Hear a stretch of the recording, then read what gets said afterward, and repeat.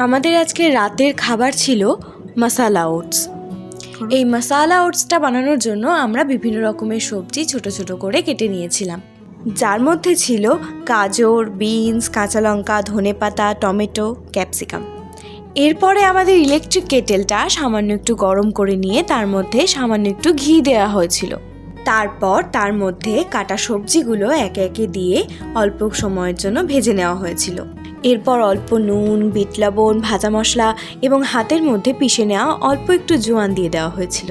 তারপর শুকনো ওটস দিয়ে সাথে 1 চামচ চাট মশলা দিয়ে সবটা একসঙ্গে মিশিয়ে নেওয়া হয়েছে।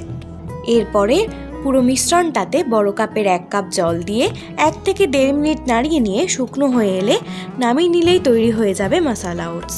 তারপর প্লেটে সার্ভ করে ওপর থেকে শসা কুচি, লেবুর রস, অল্প একটু চাট মশলা আর ধনেপাতা ছড়িয়ে নেওয়া হয়েছিল।